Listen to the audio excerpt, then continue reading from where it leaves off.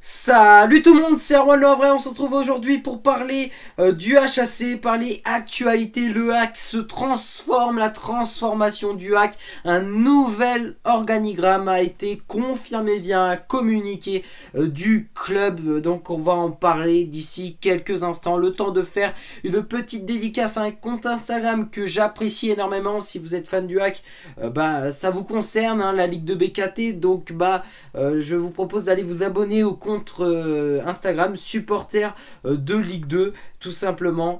J'apprécie ce compte Insta, je trouve il est super bien fait, voilà, allez vous abonner en masse. Donc voilà, d'où on va parler du HAC, on va parler du nouvel organigramme. C'est parti pour cette vidéo.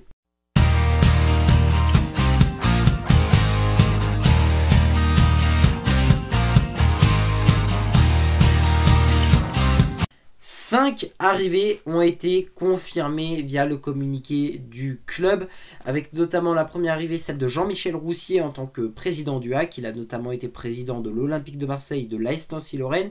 Il a aussi été directeur de chaînes de télévision, notamment sportive, hein, avec Onzeo, CFoot et Téléfoot la chaîne dernièrement. Donc voilà, Vincent Volpe reste logiquement propriétaire du HAC, hein. En tout cas ils n'ont pas parlé de revente. Voilà, en tout cas il reste propriétaire du HAC et il décide donc de mettre un président en place. C'est un petit peu comme l'Olympique de Marseille fait. Le propriétaire c'est McCourt et puis le président c'est Pablo Longoria. Nous c'est un petit peu dans le même style. On a Vincent Volpe propriétaire, Jean-Michel Roussier en tant que président. Donc je suis plutôt satisfait parce que c'est vrai que Vincent Volpe avait peut-être pas les connaissances nécessaires au football pour amener l'équipe à avoir des bons objectifs. Et donc Roussier, j'espère que ça va bien marcher. Et je suis plutôt optimiste de ce côté-là. Deuxième arrivée, celle du nouvel entraîneur. Après tout simplement avoir viré Paul Le Guen, le HAC se devait tout simplement de trouver un nouveau coach. Il s'agit donc de Lucas Elsner. Alors c'est vrai qu'on en a parlé un petit peu dans la presse, hein, ces derniers temps, et c'était plus vraiment une surprise. Donc voilà, l'entraîneur passé notamment par Amiens et dernièrement par le Standard de Liège, où ça s'est pas vraiment bien passé. D'ailleurs même à Amiens ça s'est pas non plus super bien passé parce que Amiens a été relégué.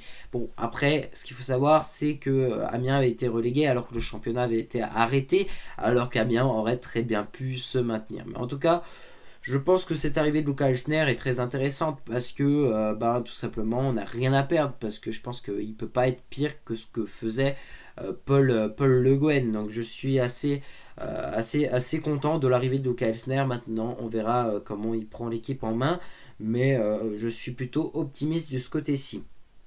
On a aussi l'arrivée d'un nouveau directeur sportif. Il s'agit de Mathieu Baudemer. Mathieu Baudemer, ancien joueur de foot, hein, on le connaît. Il connaît bien le HAC, hein, parce que son fils joue notamment du côté du HAC au centre de formation. Il est normand, donc voilà. Il connaît bien Lucas Elsner parce que les deux se sont croisés à Amiens et ils ont une certaine proximité. Et ça c'est pas mal pour tout simplement pour travailler. Donc je suis assez heureux de l'arrivée de Mathieu Baudemer et je pense que ça peut bien marcher. Donc voilà. On a aussi l'arrivée donc de Julien Momon, je crois que c'est comme ça qu'on le prononce.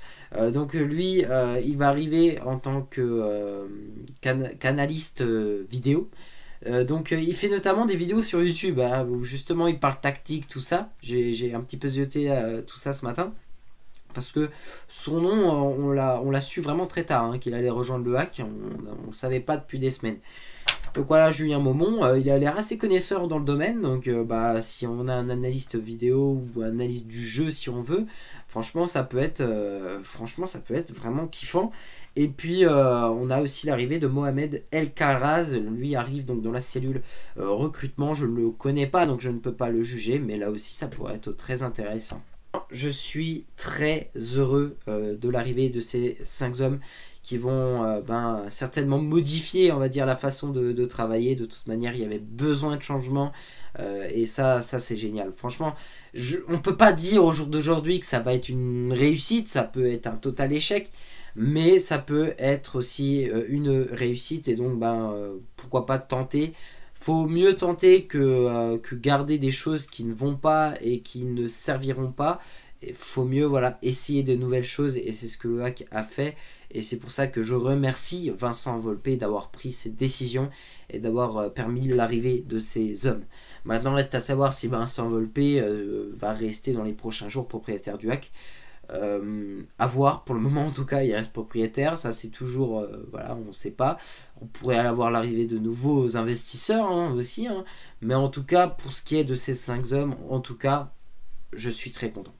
Roussier en tant que président, bah voilà, je veux dire, Volpe c'était le président du hack et propriétaire depuis 2015. Ça n'avançait pas. Je trouve ça très intéressant qu'ils mettent un nouveau président, peut-être plus expert dans le domaine du football. Luca Elsner va arriver et donner un nouveau visage sur le plan du jeu parce que bah, forcément Le Guen, honnêtement son jeu, on se faisait un peu chier avec son jeu. On va pas le nier. Offensivement, c'était pourri.